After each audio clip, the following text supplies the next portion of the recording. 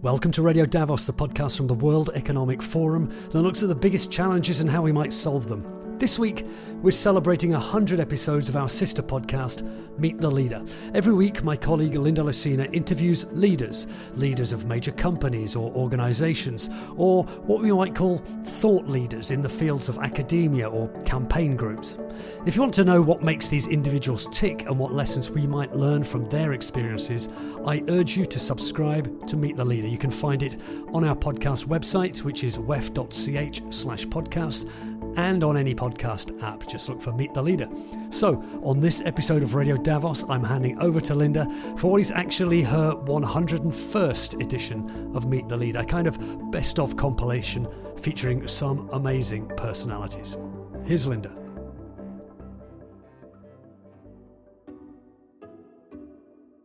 Welcome to Meet the Leader, a podcast where top leaders share how they're tackling the world's toughest challenges. On this very special episode, the 101st, we celebrate the best moments so far, from top names like Al Gore and Jane Goodall, and the lessons that stand out to me personally. Subscribe to Meet the Leader on Apple, Spotify, and wherever you get your favorite podcasts. Don't forget to rate and review us. I'm Linda Lacina from the World Economic Forum, and this is Meet the Leader. So your ability to navigate organizations, to use diplomacy, to pick your moments for the long game.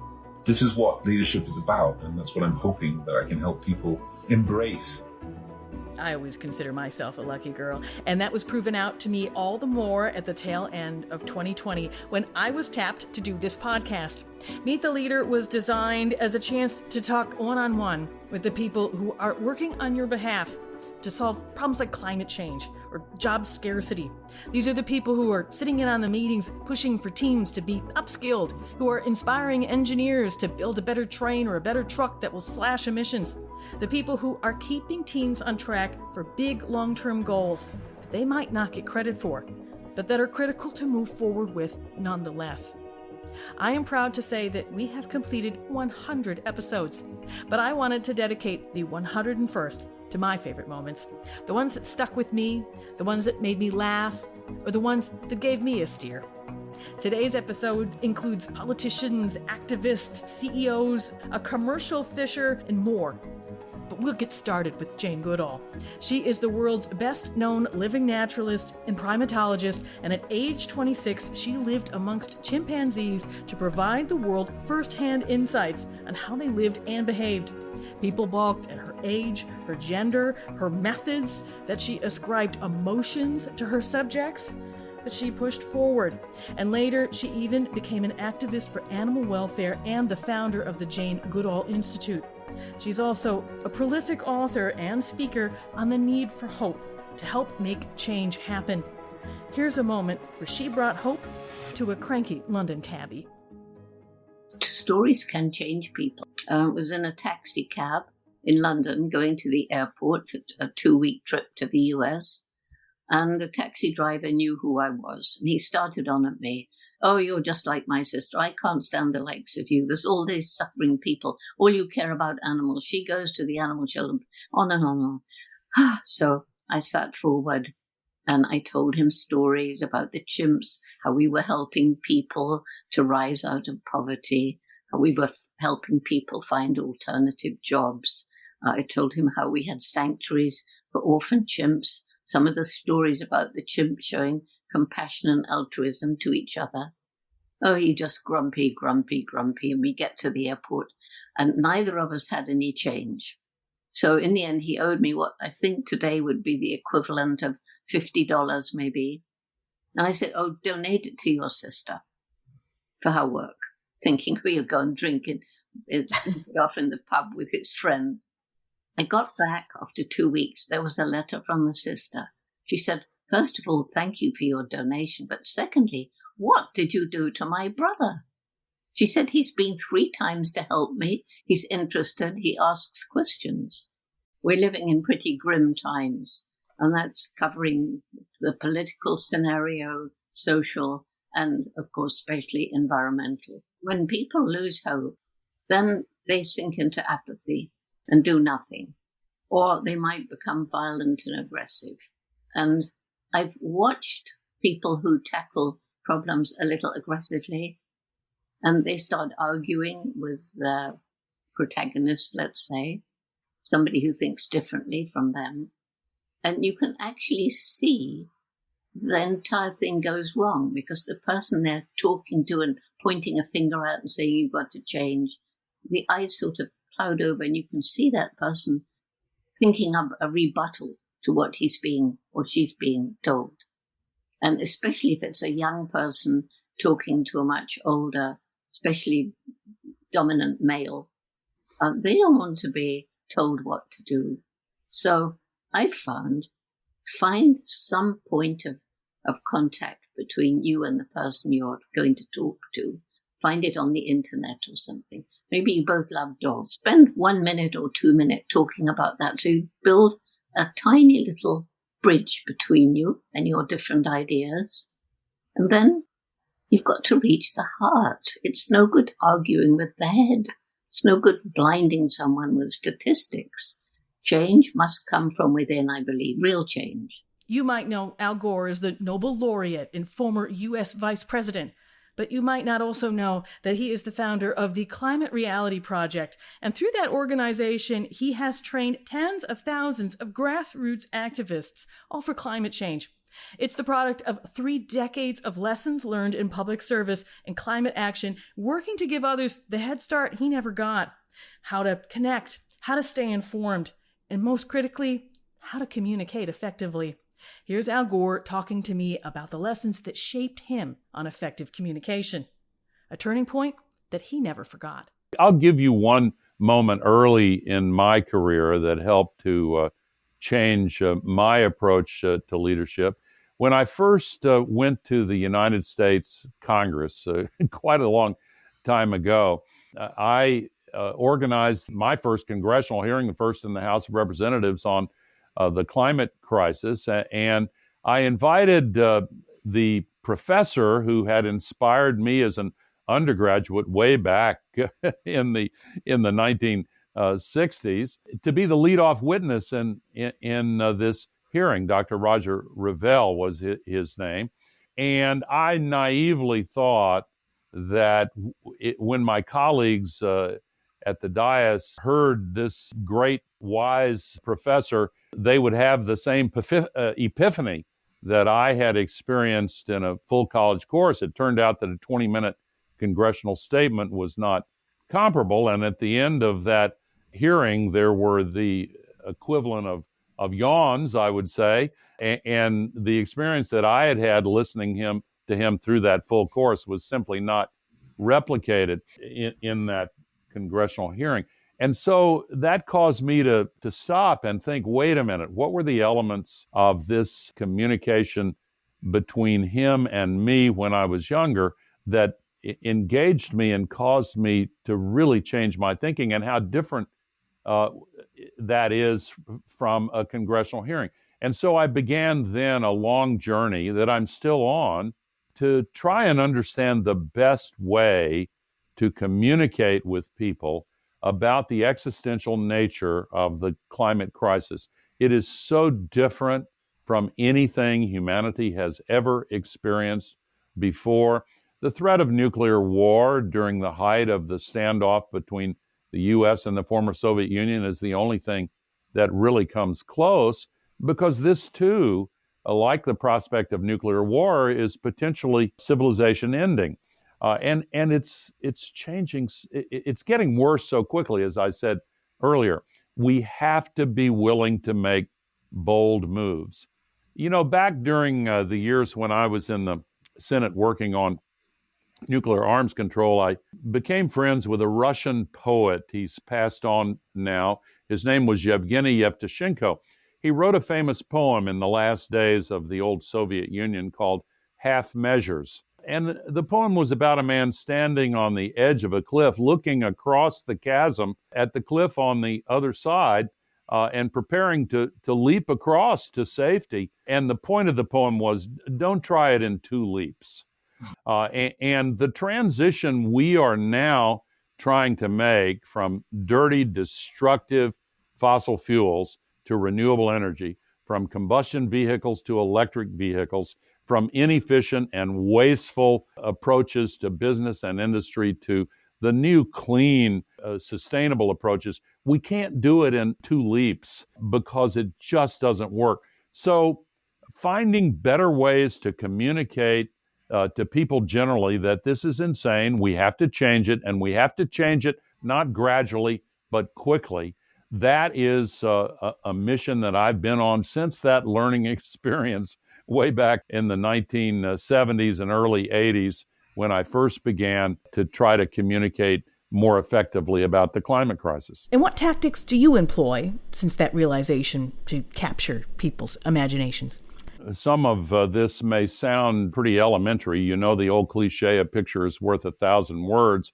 Well, I found that a slideshow is worth 1,000 speeches if it's done well. And then I was approached by some folks in Hollywood who are very talented to make my slideshow into a movie. And another example of my own naivete, I thought that was a silly idea. I couldn't see how it would work.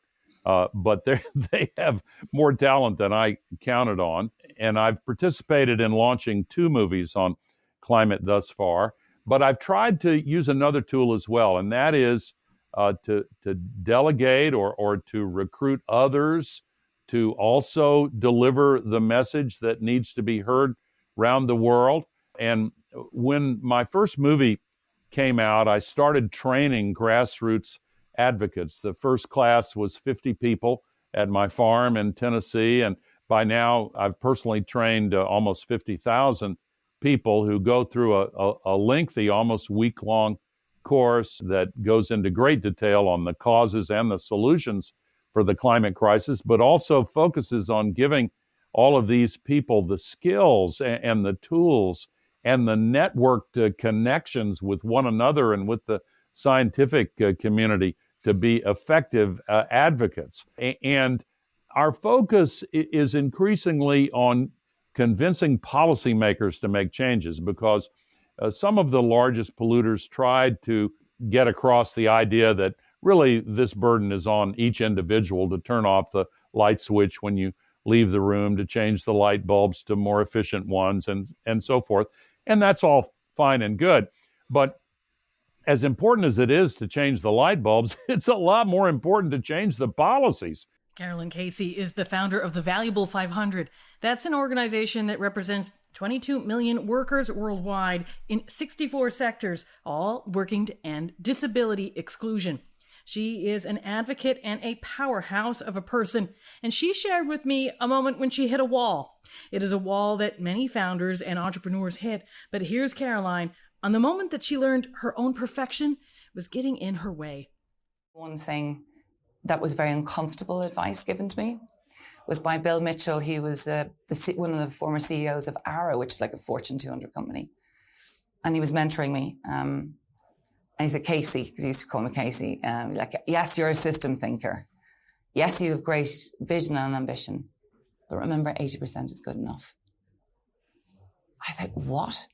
But it has to be perfect. And he just went, if you want a scale change, if you want system change, 80% is good enough.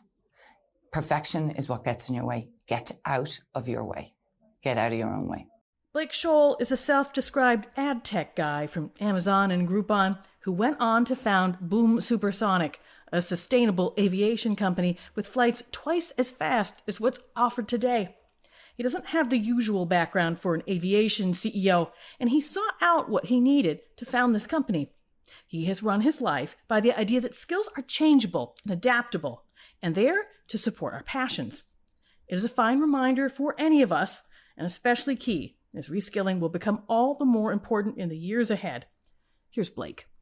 I think people underestimate what they can learn and what they can teach themselves if they are motivated and focused. I was very fortunate as a kid. My parents sent me to some really awesome summer camps. Like I hated my like normal run-of-the-mill Midwestern U.S. school experience, but I would go to these summer camps where I'd like learn to program, or I'd learn how digital circuits worked, and like that stood in my mind as like, this is what it really means to learn. This is exciting. I'm around people who feel like my peers, and so Carnegie Mellon had this like really visionary program where you could apply as a junior in high school, write an essay on why you're kind of done with high school, and then they would throw you in as a freshman if they bought your essay. And I feel incredibly fortunate to have stumbled across that opportunity and been able to take advantage of it. And it's a lesson that I feel like plays forward in my life. Like I don't have the resume to build supersonic airplanes. I'm a software engineer by training. I'm like the ad tech guy from like Amazon and Groupon. But I spent a year kind of just teaching myself the fundamentals of airplane design, airplane economics. And it turns out like I could learn that. And I think a lot of people have a very self-limiting mindset that is normal in our culture of, you go to school and that's where you pick your field, and then you become an expert in something, and then your expertise just gets more and more and more narrow. And that's certainly a model that can work. But my experience is that skills and capabilities are very changeable. Knowledge is changeable, but passions are not. And it's much more powerful to follow your passions and let your knowledge and skills follow where your passion takes you. Bas van Abel is the founder of Fairphone, the world's first smartphone built to make phones circular and supply chains ethical.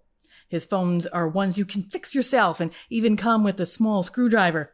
But fixing supply chains isn't nearly as straightforward, and he shared with me a make-or-break moment for the company that drove home both the importance and challenge of their mission. Here's Bas. Everything is about efficiency. Efficiency, cost reduction. It's killing a lot of the joy also in not only the work, but also what you can accomplish, and also the extra time you can spend on really finding out these questions and things. I think a great example, we were running a crowdfunding back in 2016, I believe, 17. We sold over 10 million worth of phones that we hadn't produced yet. So it was a pre-sales campaign. We were 2-3 months late in delivering these phones that we promised to people that were already waiting for half a year for these phones. And at that moment, the factory calls us like, we have a problem. We're going to be delayed another 2 months. But we've discussed it here internally, and we also have a solution. The solution is that we're going to get some agency workers in, make overtime, and we're going to catch up. The delay will only be 2 weeks. The problem with that was that obviously one of the things that we are against is all this overtime and all this pressure that you put on people, and all the problems that come with hiring people that without an employment contract to do temporary work. So at that point, it would solve our problem with people that are already asking for the phone. Where the hell is it? And you've promised it. Your customer, and on the other hand, your supply chain and what you stand for. And it was really a tough decision. We were really like, where do we stand for? And that moment was really, for me, was really an eye-opener. I really felt good to make the decision to say, well, we are Fairphone, and we're standing. We want to have better working conditions, and this is exactly the problem. We messed up as a company. We're not going to solve it by pushing down the supply chain to make it more efficient, to make it faster, to really get it done, because in the end, we are responsible. So I wrote an email, sent it to all the customers waiting, and it was really fingers crossed, because we knew this might actually really kill the company, because people won't just say, well, then I want my money back. But the magical thing happened.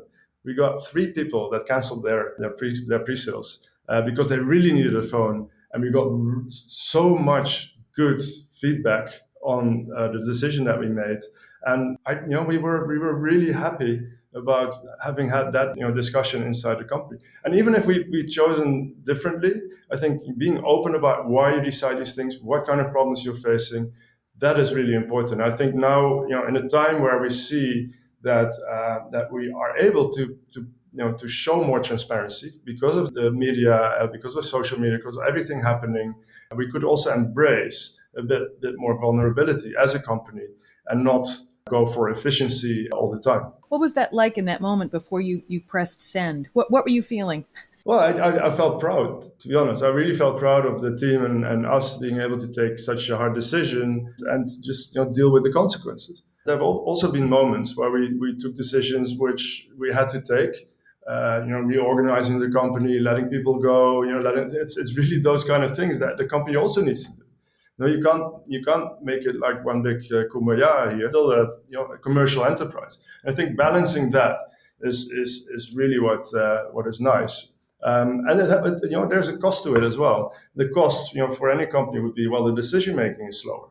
Like if people are more aligned with the mission and their values are really into that, people are very strongly opinionated about all kinds of things. You can't just go and not communicate about things. That's also something, if you ask what do companies, future companies need to really embrace, is the vulnerability. It's also letting go that kind of efficiency that you want, ultimate efficiency in the decision making and everything, because it also alienates people. It also alienates your suppliers from you because you're just pushing problems down the throat of other people. Francis Carré is one of those incredible change makers that we have had the good fortune to feature here on Meet the Leader. He made history last year as the first African to win architecture's top honor, the Pritzker Prize. But before he was a pioneer for sustainable building, leveraging local materials and traditional techniques, he was just a boy from Gando, a village in Burkina Faso with just 2,000 people, no clean drinking water, no electricity, and no schools. He chatted with my colleague Gail Markovitz about the impact that his designs have had on Burkina Faso, the impact his journey has had on him, and he shared a special message for anyone looking to make change. It is never too late. So for our audience and for you, I have to tell you, I started to study when I was 30. I had another motivation. I believed in what I wanted to give to my people. And I was looking for a solution to do that. So for young students, I will say, don't be shy. Don't think that it's too late for you. Don't think you have no talent. I had no talent, When I started to study, I will go to shop and study the number of colorful pencils exist. I was looking through that and say, wow, what abundance. You can come from scarcity. Someone that cannot afford everything, and you bring it to greatness. It is possible.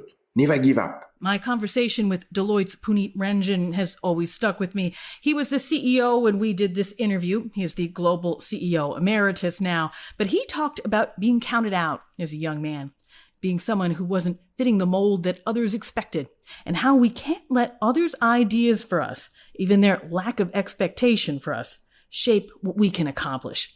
I'll let him explain. Well, I grew up in a town called Rohtak, which is 40 miles west of New Delhi. And I was sent to a boarding school. My parents had, felt there weren't appropriate schools in this little town. So I went to a boarding school. But my father went bankrupt when I was 14 years old. So I came back from the boarding school and went to the local school in my hometown. There isn't formal bankruptcy in India, or certainly wasn't then. He just ran out of money. And so what my brother and I would do is we would go to school and then, of course, help, as many kids have done, help in the local factory that my father was still trying to run.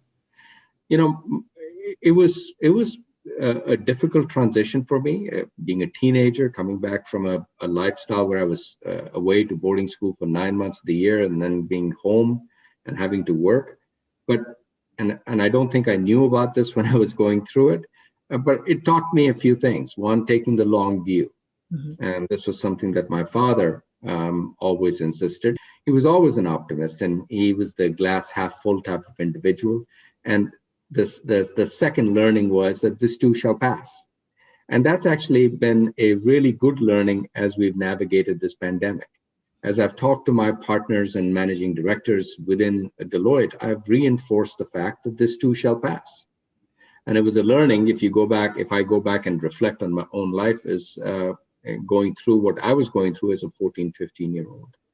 And then persistence and hard work, which I believe had been the key calling cards for me, was something that I learned there, where, it took all of us coming together, the family coming together, working hard, trying to make ends meet and trying to get through what was a difficult time. Mm-hmm. My husband worked in a factory for many years, stamping parts in Detroit, and it was his father's company, and he was happy to contribute, but it also helped him learn that he wanted to do something else. Did you have a similar sense? There was an element of that. But I have to tell you, at age 18, if you had lined up all of my friends and you'd ask people who would be successful in life, successful being defined as professional success, I don't think anybody would have pointed to me. And I mean, that's the truth. At age 18, I was the one that people pointed to, and soft voices say, well, what's going to happen to that poor Punit? And I wonder what his parents think about that. And so at some level, I knew that I needed to get out of that, and the Rotary Foundation scholarship that I got really changed my life. It gave me an opportunity to come to the United States. I came sight unseen to Oregon, never certainly been overseas, never been on an airplane. And it gave me a perspective, now looking back in retrospective, that life is a marathon. Yeah. Today, if you look at professional success, in that group of friends, all 18-year-olds, I'm doing pretty good. That the future is not preordained. We've been dealt a hand. We accept that. We will do our best to play that hand and make sure that our future is ordained the way we view it to be ordained. Regarding the future not being preordained, it seems to me that there's been this theme through your life where you maybe haven't taken a path or a label that someone else thought was expected for you. How do you apply that in your own decision making? How do you make sure that you're carving out your own path? Well, first off, you have to accept that you don't control everything. And in the pandemic is a very good example. I mean, we don't control everything about the pandemic. In fact, we only can control very few elements. Then if you take a view that you play that hand with a certain purpose that drives everything that you do, in our case, as I said, as an organization, our purpose is to make an impact that matters for our clients, for our people in the communities that we live and work in. That is our North Star. And then you apply the techniques that we talked about, making sure that you have clarity in terms of where you're going, you have clear accountability, you're trying to do it in chunks with some speed, acknowledging that you will make mistakes, but you will correct those mistakes as quickly as possible. Those tools and techniques always work. The other piece, and I'm not trying to be overly religious here, is in the Hindu way, there is this notion that you have to do your duty. And that duty is taking pleasure in the act of doing rather than in the outcome. Outcomes are very important. Professional life, outcomes are very important. You have to generate bottom line results. You have to generate impact in world climate and world class. But if you take joy in just the act of doing, I believe you end up performing at a much higher level. Yuxiang Zhou is the CEO of Black Lake Technologies, a platform helping to digitize factories, a world that surprisingly still depends a little too much on things like pencil and paper and managers walking around to monitor operations. Black Lake, however, was not his first attempt.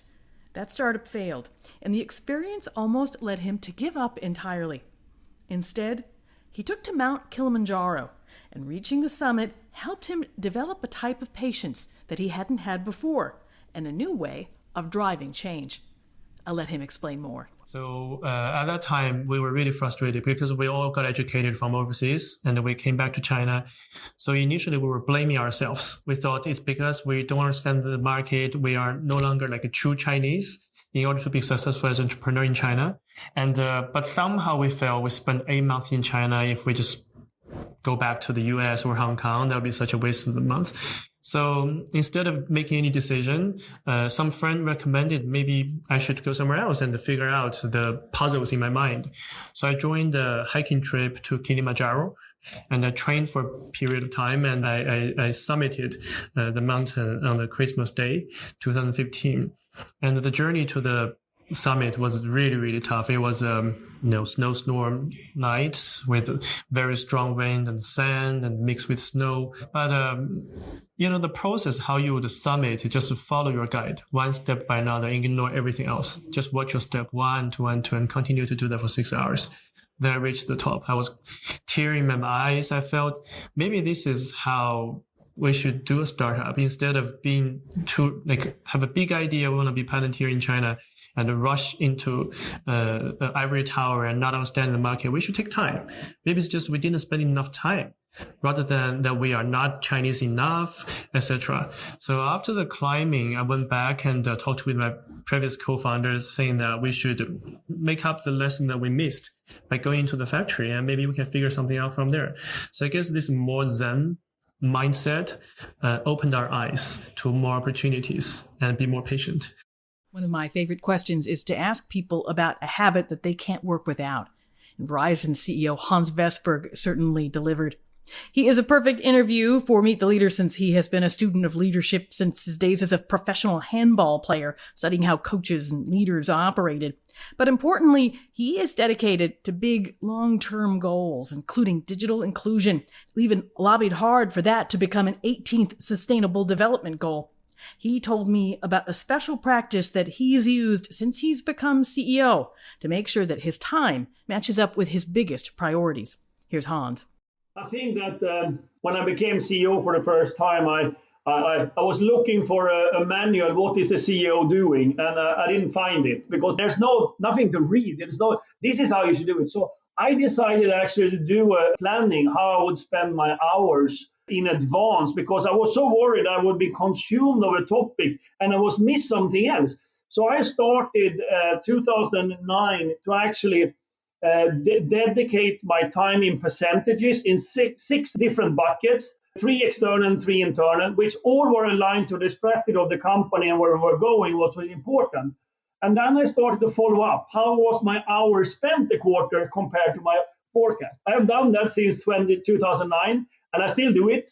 So I actually measure every hour I work. I put them in the 6 buckets in order to see that it reflects what is important for the company and where I should dedicate my time. And it can swing. I had quarters, for example, when I became the CEO of Verizon, where I spent roughly 80% on the internal 3 buckets, meaning talents, the strategy, and the board. And then only 20% externally. And there have been quarters when I spent 80% externally, when we have done a big acquisition and things like that. I speak a lot with customers, I speak a lot with shareholders, I'm in media. So I have all the time been measuring that. And one thing I always do, just to tell my team when I meet the top leaders of my company, I always put up the graph, how I spent the time the last quarter. And I always ask them, okay, how did you spend your last quarter? And did you really support where you should be, where you should spend your hours? And I think that's how I have been managing, because it doesn't really matter if you're CEO or whatever.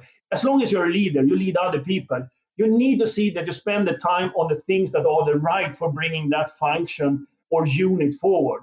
And that was a learning for me. And I'm a super nerd. I have everything in Excel, so I measure that every day because it works for me in order to stay very focused on the things that are important for the company. So I don't spend on things that are great and cool and fun for me, but has nothing to do for the company. So you're tracking your hours in Excel and also a calendar program?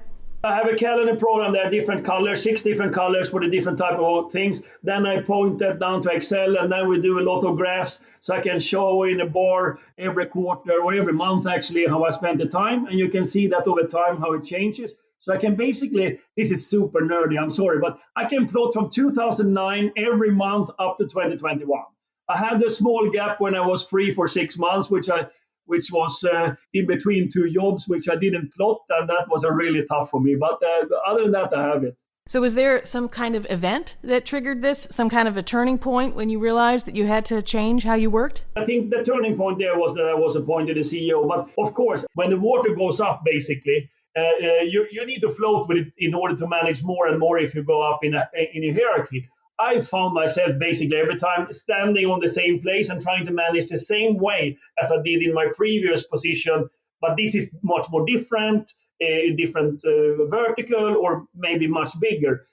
And I think I've learned every time to make that pivot quicker, to move to another level of dealing with my leadership.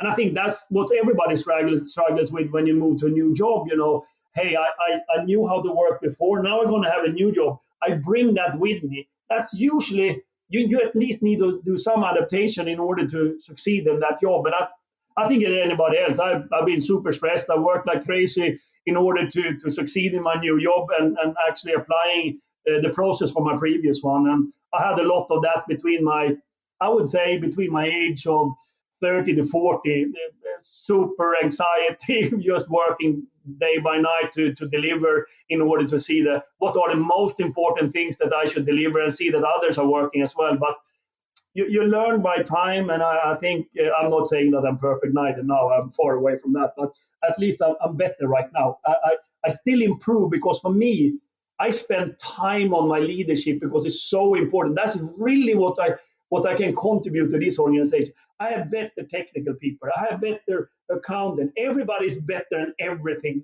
than me. The only thing I can contribute is to lead and empower these people and give them the North Star where we're going and giving the energy that they like to be at this place and a clear direction. And that's why leadership becomes so important to me, because that is the competence that I have and I need to develop it. I cannot manage Verizon today as I did Ericsson in Chile in 1994. It would be a disaster. So you need to adapt your leadership. You need to spend time on it. And I spend a lot of time on my leadership. Harmony Jane Wayner is the vice chair of the Arctic Youth Network. She's also a commercial fisher, a fishery scientist, an indigenous woman from the Arctic Native Village in the Bristol Bay region. I caught up with her at Davos this year, and in a moment when we were all clamoring to hear from her, she was looking to hear from other voices. Here's Harmony. I'm really happy to be invited to such a forum like this and get the chance to really share authentically.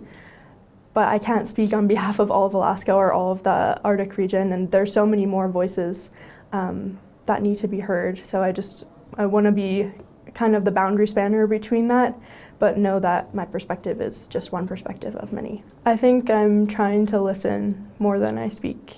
And that was a value that was taught to me early on, but I can kind of jump sometimes to want to express right away, but I need to take a moment to stop and hear from other perspectives. And I think I learned that a lot when I was living in other places too, because I was in international communities and in places like this that you just don't get exposure to if you're in Alaska all the time. Some of my favorite interviews on Meet the Leader have helped highlight how anyone can lead and the many unsung qualities that are important to really making change happen. My colleague Alex Court caught up with John Amaechi, the psychologist, former professional basketball player, and the author of leadership book, The Promise of Giants, on just that topic. Here's John. It is so true that we've all grown up with the idea of the strongman leader. And it is a strong man leader. It's all the stereotypes associated with that, the power and the willingness to use it despite collateral damage. It's the boldness with no restraint. It's the certainty with no room for doubt. It's invulnerability. It's omnipotence. It's omniscience. The idea that you know everything and cannot be harmed. It's like all of that wrapped into one. You can look around the world and see leaders who embody that, even now. And it means that there's a bunch of people who think that they have no place at the leadership table because they're not like that.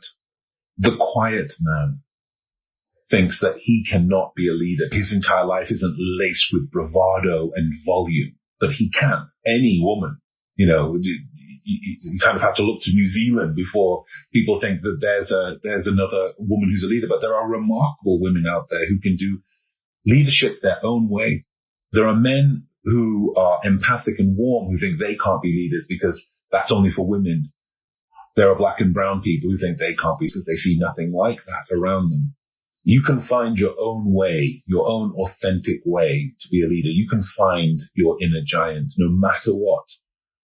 It is effortful. And to me, it requires three things. The first is introspection, because that's where everything starts to me. You can't be a leader if you don't know anything about yourself. And it is amazing. I coach some quite senior people in big businesses, and our first conversation is often so revealing because it's that conversation where they realize that whilst they are technically brilliant and they know so much about their sector, Once you wander into questions about who they are, what they stand for, what are the qualities that they have, what are the deficits they have, what are the things that they respect and love, their knowledge disappears. Their insights are shallow. Knowing yourself is really the first key to being a great leader, whatever your context. Then there's the interpersonal. How do you connect with, how do you communicate effectively with eloquence, with people who are both similar and dissimilar from you, from people who are both familiar and unfamiliar to you? So there are skills there that we require, and many people never bother developing them. They develop a skill to work with, to be able to communicate in a kind of transactional way with the people they work with and rely upon. But otherwise than that, never imagine developing the kind of eloquence and authenticity that's required to inspire and motivate, and galvanize. And then there's the organizational piece. And people think that's obvious, right? As a leader, you lead an organization, but not always. Leaders exist at all different levels. There's a law firm in London, and when I walk in, there's a young man on the desk, on the front desk in security. He knows everybody and everything that's going on. And I'm often amazed that nobody seems to recognize that this man is a leader in this organization. He sets the tone for this organization from the moment you walk into it.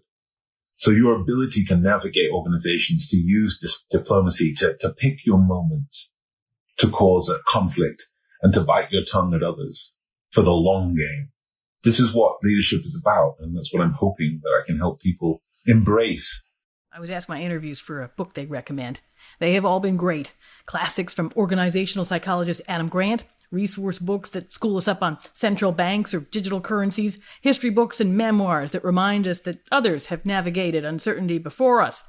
But Andrea Fuder's recommendation stood out.